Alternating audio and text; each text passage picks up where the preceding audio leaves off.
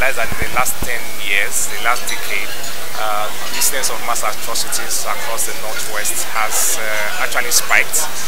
Northwest that used to be at the bottom in the ranking in terms of incidents of mass atrocity has suddenly been on the top in the last decade. And this is not far from the metasizing issues of insecurity we are having across the country, including banditry and the rest of them. And so we have thought, how do we begin to get community to take ownership of their own security? How do we build their capacity? How do we get everybody in the region to work together to take ownership of their own security? And that is what gave birth to the idea of the project we started last year, which is majorly looking at how do we rethink the security approach we are having in the region. First, probably recognizing the fact that women are not playing the key role they should be playing in terms of peace building and security going on.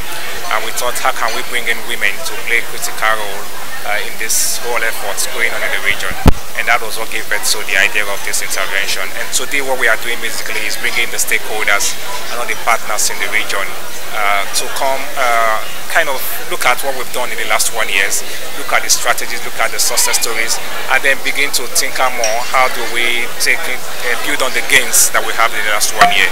As we have observed in the last 1 year, there have been a reduction in terms of these attacks and insecurity issues in these communities we are intervening in the northwest region.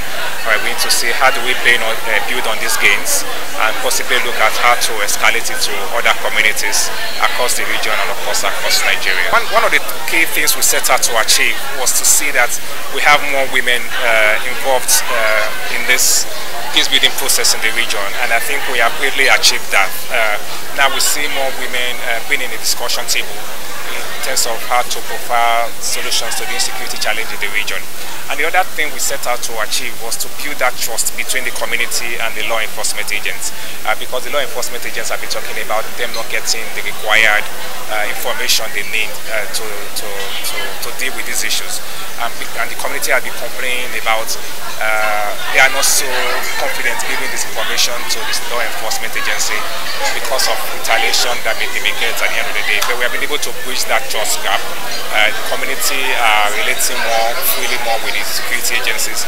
And we've set up what we call the Community Dialogue Committee, which is really like our flagship now, where we have security agencies, we have community leaders, we have traditional leaders, religious leaders, all in that committee, all working together, using our early warning response system to deal with any issues, security issues that come in the region. Sokoto State Government has the whole agency for female education in Sokoto is formed and is working toward creating enabling environment for women participation. And I believe Sokoto State Government provide opportunity for about 3 or 4 commissioners position in the state members of the Executive Council.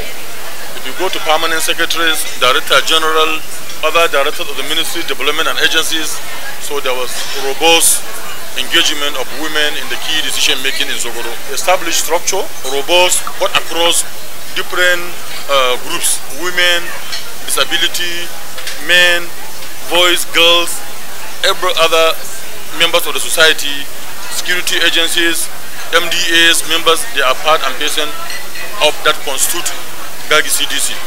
We have been engaged in multi-level advocacies, sensitization, dialogue, aimed at engaging women in the decision making, aimed at engaging women in peace building and community resilience in security. So in Sokoto, there's significant progress in terms of women engagement in the decision making, in terms of engaging women in peace building, in terms of community resilience to insecurity, in terms of a lot of different in line with the mandate and the objective of the global rights. We can't have equal rights when the seat of decision is being held by the men. The seat of decision starts from home. When you recognize that your wife is your equal, is from your ribs, and you cannot break your ribs, you cannot move without your ribs, means that you are giving your women, your ribs, equal right. So equal rights start from home, from your children. Give them the right to give a male child should also be given to the female child. The right you are given to a male politician should also be given to a female politician. A woman with disability should be recognized that despite her disability, she is a woman. She also has a right to participate.